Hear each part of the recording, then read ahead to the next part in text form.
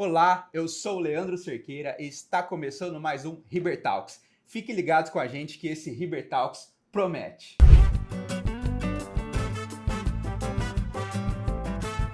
Hoje estamos aqui com o Gustavo Bernardi, o gerente de compliance da Riber. E aqui a gente vai bater um papo, falar um pouco mais sobre o setor, explicar qual é a importância desse setor no mercado de correspondente bancário, atuando dentro das empresas e no que o compliance e tudo que é relacionado a esse departamento pode ajudar aí no nosso dia a dia. Gustavo, seja bem-vindo, é uma honra estar aqui com você.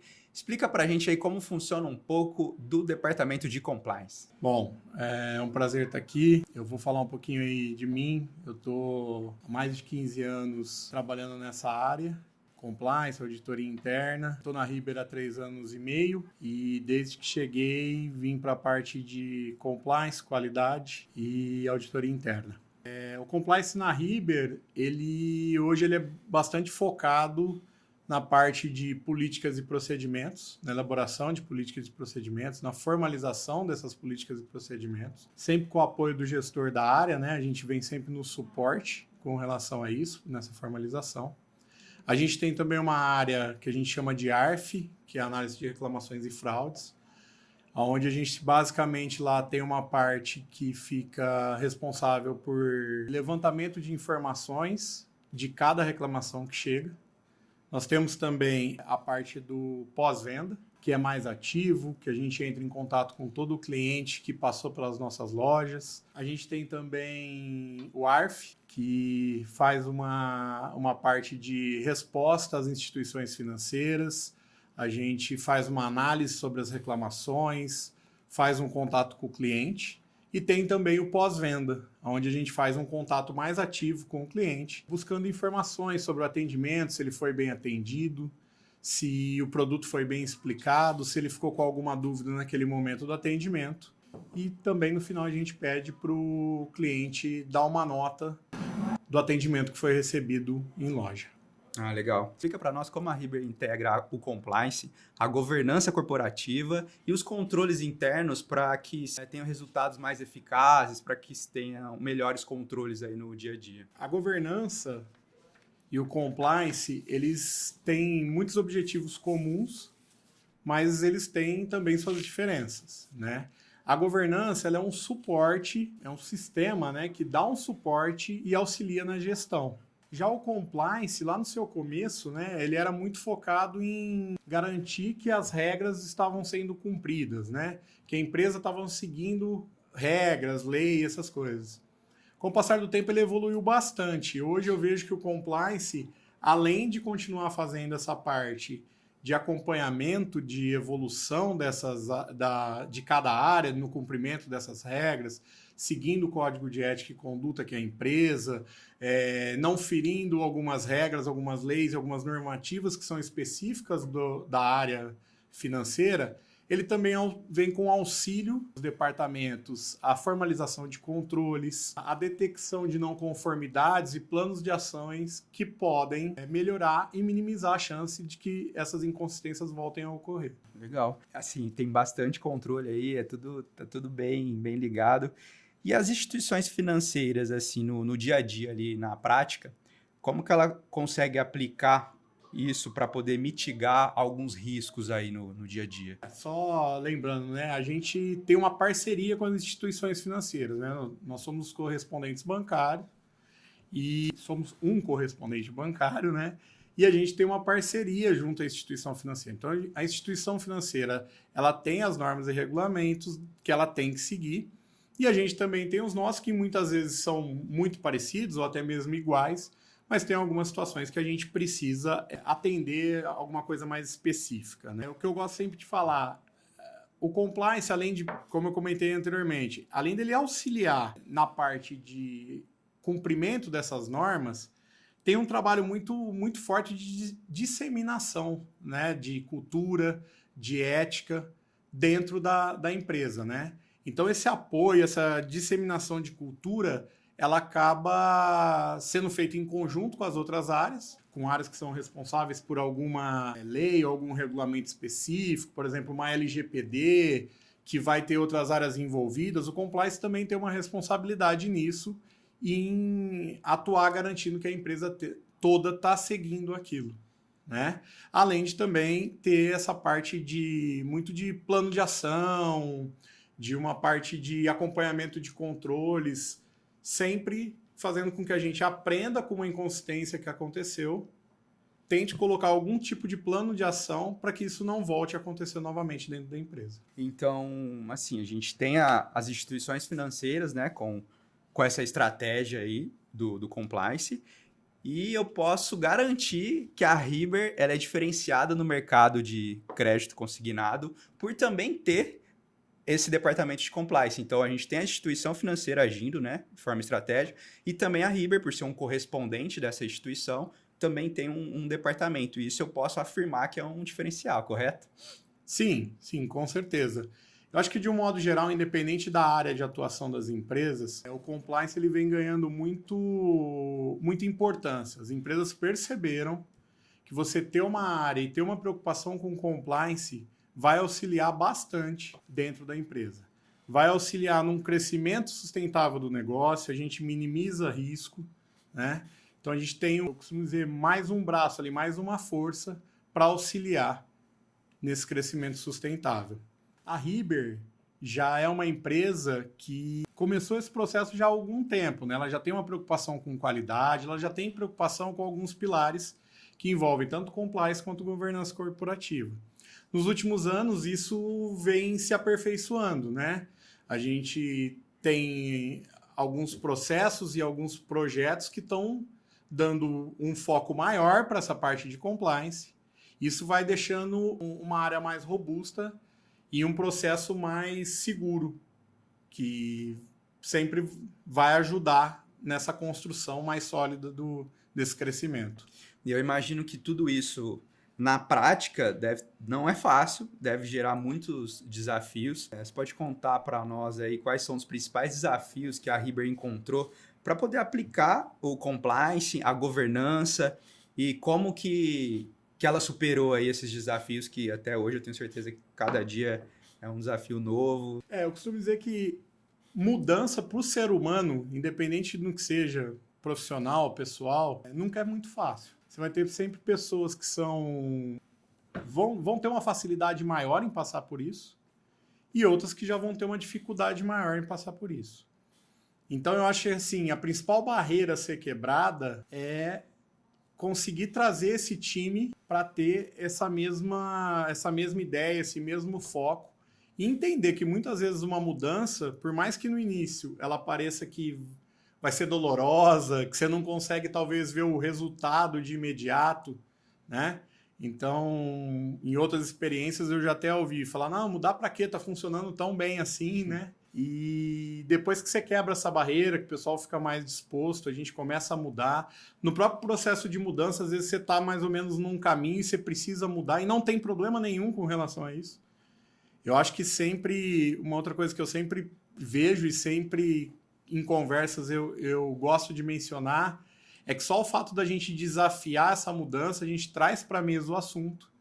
E eu acho que isso já é bom pra caramba. Depois a gente olha para trás e fala, poxa, realmente, a gente mudou às vezes uma coisa tão simples que ajudou tanto a gente nesse processo, nessa atividade que a gente realizava, né? Certeza, as mudanças são importantes.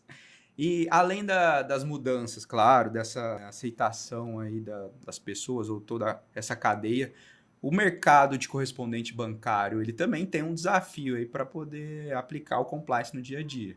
Você consegue enxergar aí quais são os principais desafios? Uma coisa que eu acho que assim, é sempre um dos maiores desafios que a gente tem, a gente lida com um público considerado vulnerável, né?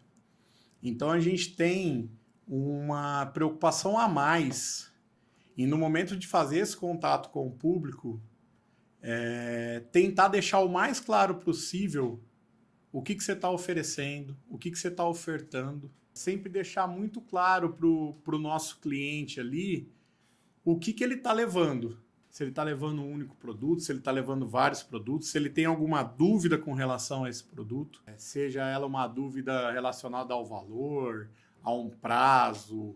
Então, como a gente tem sempre um atendimento focado num público que muitas vezes a gente tem que ter uma dedicação um pouco maior, eu volto sempre a dizer, um atendimento com um consultor, com a pessoa que está na ponta, bem treinado, bem capacitado, que está bem preparado, conhece do produto, conhece o perfil do nosso cliente, eu acho que esse é um desafio, né? A gente ter na ponta pessoas capacitadas para fazer esse atendimento e dar esse suporte para esse público. Uma outra situação que eu acho bastante importante, né, dentro desses desafios que a gente tem aí. Então, no meu entendimento, o principal desafio hoje que a gente tem dentro da Hiber e que eu entendo que é não só nosso, mas também dos nossos parceiros, é ter um pessoal muito capacitado que vai atender as expectativas daquele cliente que vai chegar na loja. Boa, vamos falar agora de tecnologia.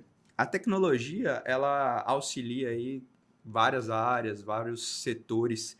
E aí eu queria ver se a gente consegue encaixar aí no que a tecnologia consegue auxiliar o compliance para poder até a Riber ou os outros correspondentes bancários conseguir também andar aí com as regulamentações das instituições financeiras, conseguir seguir aí um caminho e otimizar todo esse processo. Eu acho que hoje, né, em qualquer área, ela está sempre colaborando. Esses últimos tempos aí, eu acho que para o mercado principalmente, essa pandemia que veio acelerou muito alguns processos, né? E eu particularmente gosto de falar sempre de dois deles, que eu acho que já está aí há algum tempo, que é o reconhecimento facial. Eu acho que isso é uma coisa que para a gente, principalmente na parte de qualidade, de minimizar o número de reclamações e dificultar a vida do fraudador, eu acho que isso ajudou muito. Agora, recentemente, a gente está começando aí para alguns produtos aquela confirmação através de vídeo, que eu acho também de extrema importância e tenho muita esperança aí que vai ajudar bastante a gente. Para futuro, com relação à tecnologia também, o que a gente está começando a desenvolver aí é aquelas mensagens ativas, né? Começar a fazer um contato com o cliente não só por uma ligação, mas por uma mensagem ativa, onde o cliente vai ter aquele espécie de autoatendimento ali, ele vai conseguir selecionar algumas opções de acordo com as perguntas que a gente vai fazer, e isso vai dar aquela exceção que eu falo, né? Quando o cara responder um não ou um sim em alguma pergunta, isso pode gerar uma exceção, e isso pode servir de alerta para a gente, e a gente vai mudar o caminho. Aí sim, entrar em contato através de uma ligação, detalhar um pouco melhor o que aconteceu para conseguir garantir que o processo foi seguido e que está tudo realizado da maneira correta. Muito bom. E, assim, compliance e auditoria, a gente sabe que anda junto. A auditoria nos processos da empresa, ali no dia a dia, no que ela pode ajudar aí até monitorar, a conseguir visualizar certos comportamentos que não estão em conformidade ali com os processos, com as regras das instituições financeiras. Esse é um tema que eu falo que eu gosto muito, mas depois eu vou acabar fazendo uma crítica e vai parecer um pouco contraditório, mas eu acho que depois eu vou tentar me colocar de uma forma que vocês vão entender que não. Esse monitoramento, a gente tem até, pegando um gancho aí, já falando um pouco do monitoramento que é realizado referente à autorregulação, né? Que a FEBRABAN, para quem não sabe muito bem, explicando rapidamente, a FEBRABAN tem um monitoramento anual que é feito em alguns correspondentes bancários. Ela contrata uma empresa de auditoria externa e anualmente ela seleciona alguns correspondentes e aplica esse monitoramento. Esse monitoramento é como se fosse um questionário onde a gente responde e também tem que passar as evidências do que você está respondendo ali. Eu acho de extrema importância isso. Pode ser considerado aí um balizador para que caminho que talvez algumas empresas, ainda alguns correspondentes, não teriam muito certeza para qual caminho seguir em alguns assuntos. Então, eu acho que é de extrema importância que ele tenha. Mas, ao mesmo tempo, a forma como ele é aplicado hoje, eu acho que é um problema. A gente não tem um contato direto com quem está aplicando. Então, é um questionário que chega, é muita troca de e-mail. você faz pergunta ou tira alguma dúvida com relação a algum questionamento que está sendo feito por e-mail. E muitas vezes a resposta que a gente tem não é o que você queria saber. E você tenta falar, você tenta fazer um contato mais direto e isso não é possível. Então isso dificulta bastante o trabalho para atender isso. Um outro ponto que eu acho que é crucial desse monitoramento é que ainda existem muitas perguntas e muitos pontos que são exigidos que não são a realidade do correspondente bancário. Então, são feitas algumas exigências que a hora que você vai analisar como que funciona realmente o dia a dia do correspondente, aquilo que está sendo exigido é muito difícil de conseguir aplicar. E um outro ponto também aí de crítica que eu faço com relação a isso, a Riber tem um número de lojas grande, tem uma estrutura já montada, mas eu fico sempre pensando, converso muito isso com o pessoal do nosso time comercial que atende parceiros, né? Imagina a dificuldade de talvez um parceiro que tem aquele negócio mais familiar, que é o marido, a mulher, o filho que toma conta, não tem talvez uma equipe tão direcionada para isso, conseguir atender essas demandas, porque nem sempre elas são colocadas da melhor forma possível, vamos dizer assim. Isso, bem na minha opinião, eu acho que daria para melhorar esse como é aplicado de hoje. Mas a parte boa, né, e falando um pouco de Riber, a Riber caiu há alguns anos nesse monitoramento e ela vem evoluindo, eu acho que isso é importante. O último ano a gente ficou classificado como em conformidade, que quer dizer que a gente atende mais de 90% do questionário aplicado. E acho que isso tem que ser falado e tem que ser comemorado, sim, porque tem um esforço muito grande de time aí, de outras áreas, que trabalharam bastante para fazer com que a gente atingisse essa classificação aí de inconformidade. Isso é bem legal. Apesar dos desafios, ainda conseguiu crescer aí no dia a dia. Sim, sim.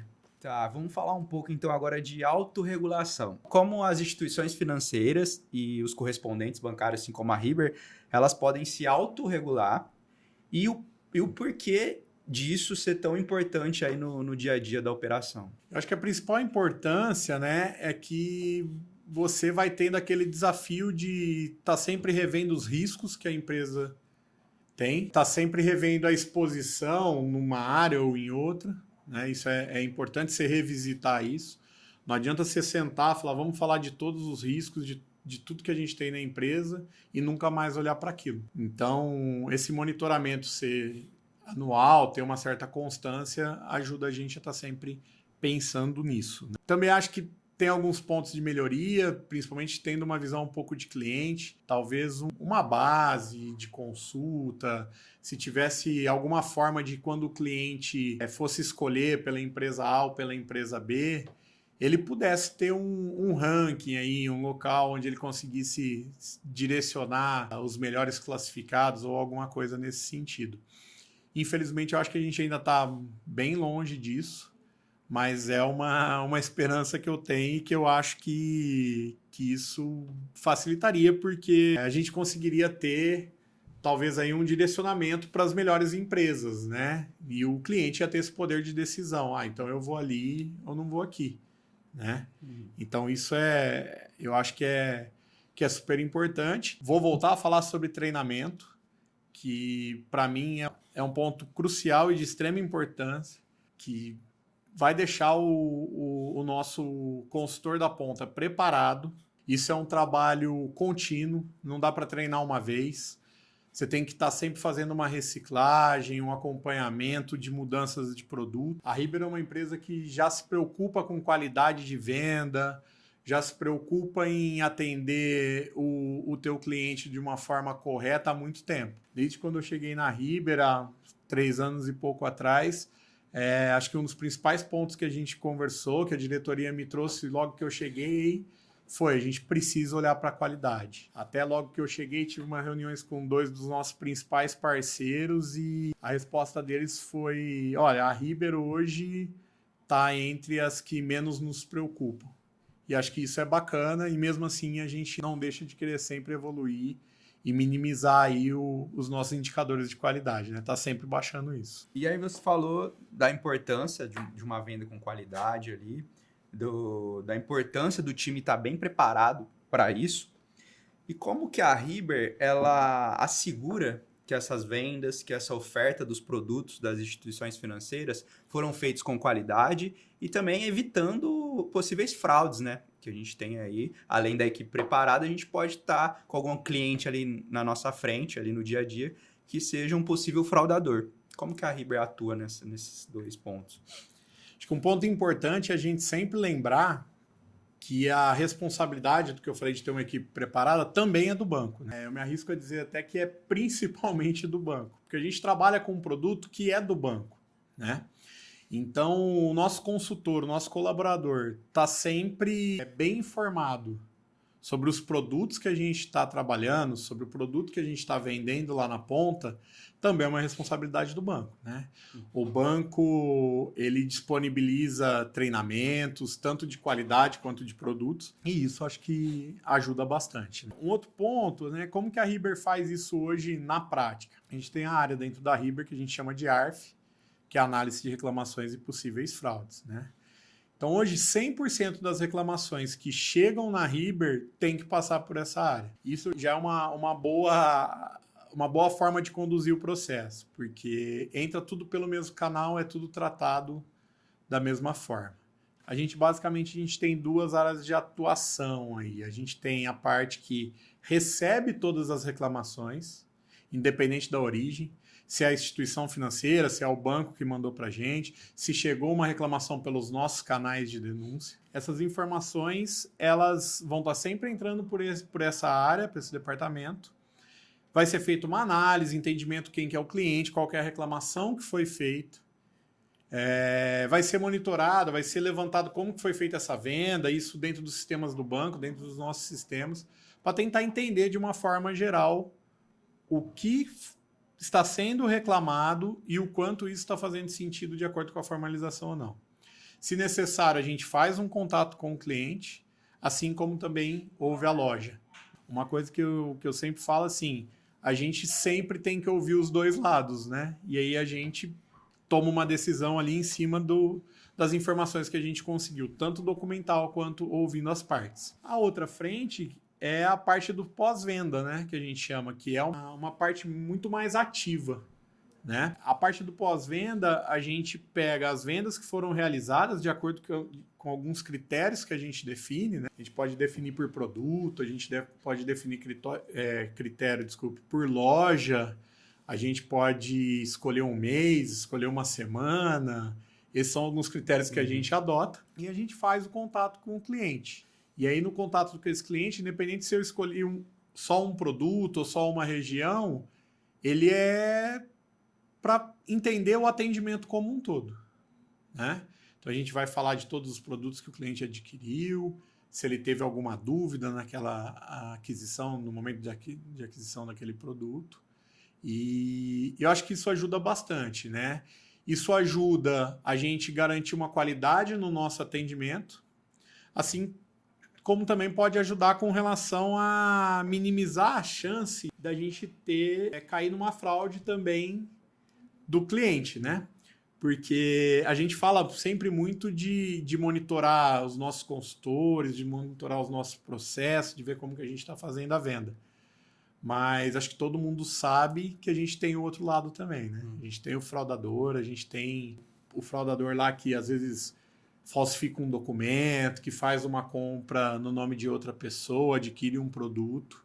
E nesse momento de contato, a gente segue alguns caminhos aí e muitas vezes a gente consegue descobrir, inclusive, que a gente está passando ali por uma tentativa de fraude e consegue já estancar isso aí e não deixar isso acontecer, né? Uma parte também que a gente faz ali no ARF, que ela não é tão ativa quanto no nosso canal próprio, mas é o suporte e às vezes um auxílio, eu falo mais que é um auxílio, né? Na parte dos parceiros, né?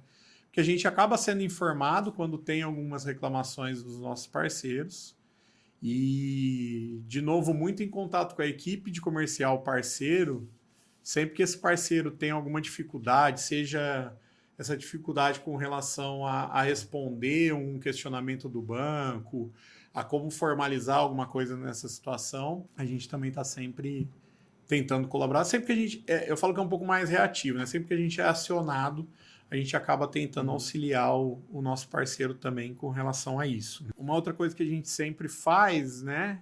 A gente tem aí semanalmente, o pessoal que é da empresa e que acompanha, semanalmente tem a Pegada do Leão, onde a gente, como compliance, uma vez por mês a gente tem uma agenda fixa, onde a gente fala bastante sobre algum tema, né? Escolhe bastante não, porque é um tempo mais reduzido, mas eu digo assim, tem uma constância muito grande. Então, sempre algum tema que a gente entende que merece ser tratado novamente, que merece ser lembrado, a gente fala. E acho que o último ponto aí também é um contato direto e muito aberto com toda a equipe comercial.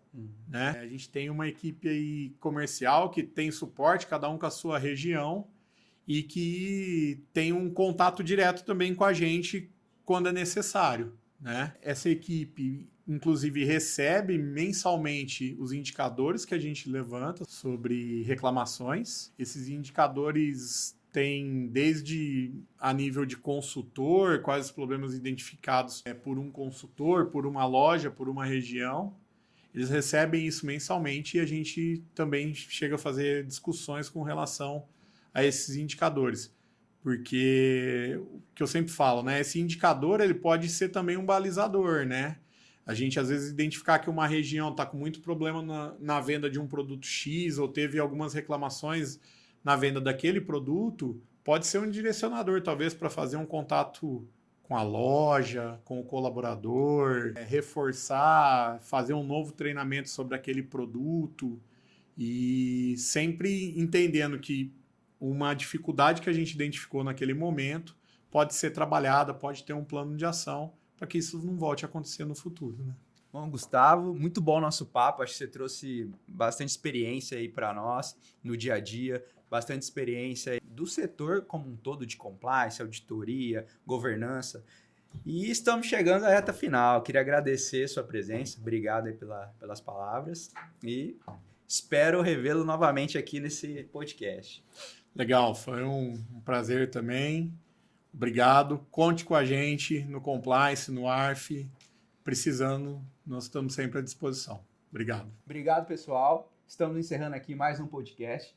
Não esqueça de seguir a gente, curtir, compartilhar, comentar e até a próxima. Riber, crédito para você.